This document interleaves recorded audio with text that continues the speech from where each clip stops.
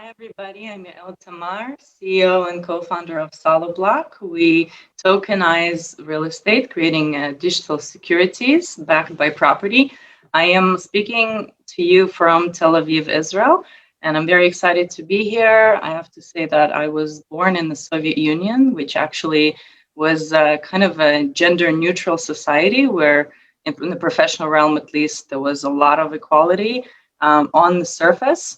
I lived in the US, I lived in Israel. There, it seems to be that each country, each location has its own issues. And I'm really happy that we're here on this international panel to discuss ways we can grow stronger and basically help each other get to the top of these industries.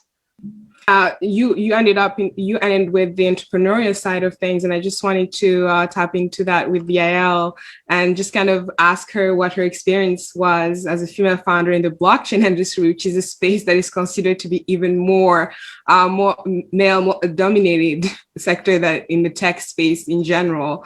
And I just want to know if there's something that you had known as a female founder at the beginning of your entrepreneurial journey. So thanks for that question, Giselle. In general, in my career, in my corporate career, I never felt necessarily the level of discrimination that everybody describes. Not that I wasn't there, but in finance, not entrepreneurial finance, but in general in finance, companies like Ernst & Young and a few financial firms, I would say, they were fairly equal in terms of women in management, in terms of women sharing the work. So, that part, I obviously, I'm not aware of anybody's salaries, and I know the industry statistics show that women's salaries are much lower, and I can see that, there's different things, different factors that it's attributed to. Some is women taking lower, salary cut to be more flexible with childcare. Some is not necessarily negotiating. We're talking about salaries. So these things are slowly changing. So that's in the corporate world. When I went in the entrepreneurial route, first in fintech and later in blockchain, I could see that many women would start businesses and then drop out of the game. In fact, statistically, we know that while the number of female entrepreneurs increases every year in the beginning, right? Women that create startups, right? I saw some statistics published by Deloitte that while women founded startups grew at a compound annual growth rate of 59%, right? Funding for men grew, but funding for women didn't, right? So there might be a lot of new women creating startups, but then they stop at a certain point because they're not being funded. Now, why are women entrepreneurs not being funded? Is it discrimination, or is it just simply there's not enough women up on top? Right? There's not enough women VCs, there's not enough women private equity fund managers, right? And is it necessarily, I'm not sure it's discrimination. It might be just the fact that most of these funding deals are created via personal connections, right? There's nothing like getting a personal email recommending a certain founder, right? And a few times, every time in my career when somebody's saying, can you introduce me to so-and-so, a lot of times I will tell them, well, I don't know them very well, right? I don't know them very well. And it's true, I do know a lot of VCs and VC partners, and when I know them, I obviously facilitate this introduction. When I don't know them, I say, I'm connected to them on LinkedIn, but I'm not friends with them, so it's not going to help you if I email them. So I think that's what happens a lot, right? It's just a natural thing that we trust more people that are a part of our circle, and we're just not in the circle, right? We're not in the circle enough. That's why it's super important for women to be up on top. It might not even be discrimination. It's just the fact that we're just not close to the circle. So in my experience, we did get initial funding from a VC, and I don't know whether mistakenly or subconsciously or, somehow I always thought that I should have a male co-founder on my team just to kind of up my chances of getting funded, if not necessarily from discrimination point of view, but from the point of view that we're going to have more, a wider circle of investors to tap into.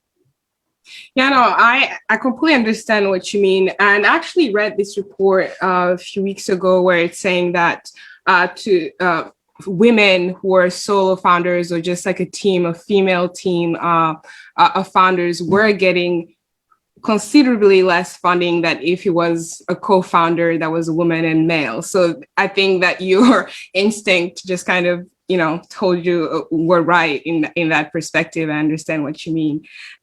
Talk a little bit more about your association with Women in Block, because you founded Women in Block, I think. And I just wanted to kind of get your impressions and what you've observed through this initiative, because I'm sure that there's a lot that can be learned from that space for women who really want to get into more of the deep tech aspect of things, or even founders who want to be able to get into those hot, new, very technical, maybe very male-dominated spaces. So there are two reasons why I founded Women in Block. One is from my understanding and experience as an economist. So I have a degree, a master's degree in economics, and also I started a PhD, which is kind of on the break, on a hiatus right now. But my area is basically understanding how we can improve the GDP through participation of women and minorities, because I think there are many losses that we experience as a society, globally, for women not having equal access to industries, especially to higher paying industries. Fintech is one of them, right? So everybody here discussed lack of girls and women in STEM. So that's one thing that needs to be addressed, and that's how women can get into engineering positions and so on, right? And then there's a second area, which is management, and women are, it's well known that women are as capable as managers as men, obviously, and in some cases are more efficient. So and there are many women in the corporate world, and the situation is improving. So why are they not jumping the ship and going into entrepreneurship? So that's also a longer conversation.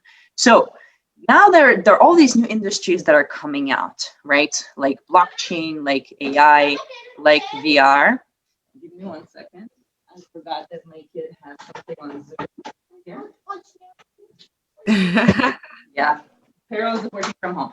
So so Dungeons and Dragons on Zoom going over there.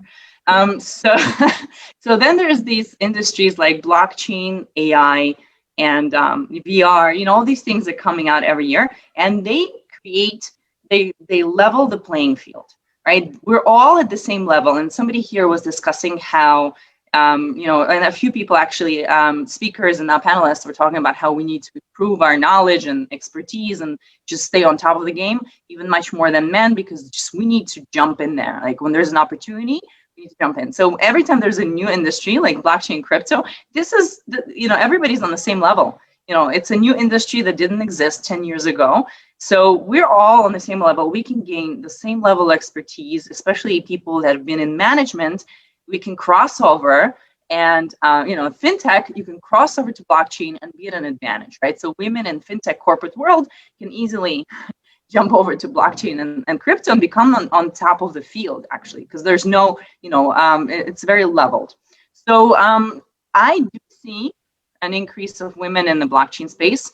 A lot of these women have these kind of marketing companies, sometimes PR companies, mining companies, and so on, which is also great. You jump on the opportunity. You have, let's say, a PR company, and you decide to brand yourself as blockchain or crypto. Is fantastic, because you can become the leader in the new industry very quickly. So I saw a lot of women who've done that, and very, very successful. And so on top of that, we have basically blockchain, entrepreneurs, right? That we still need to see an increase in. So what else? You asked about why Women in Block.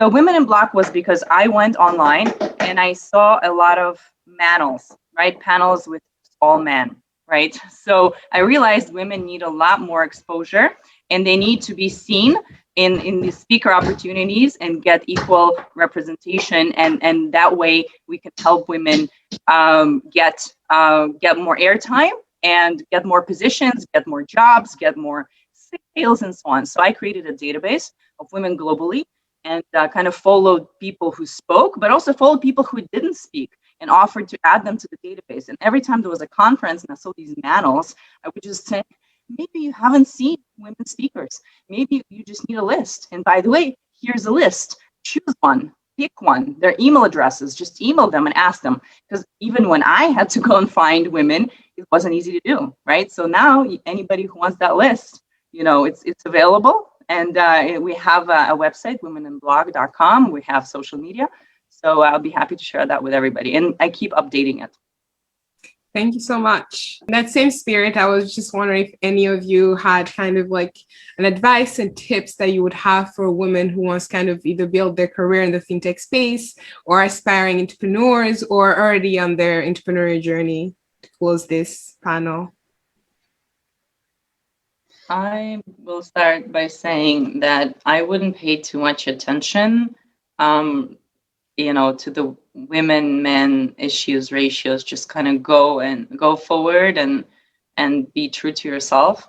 And then when you get to the top, that's when we need to start thinking about these issues, because then women on the top, just like, Sheryl Sandberg was writing in Linen, women on the top should take it upon themselves to bring more women into the space and consciously seek out, invest in women, work with women. In SolidBlock, I think probably 80% of our organization is women.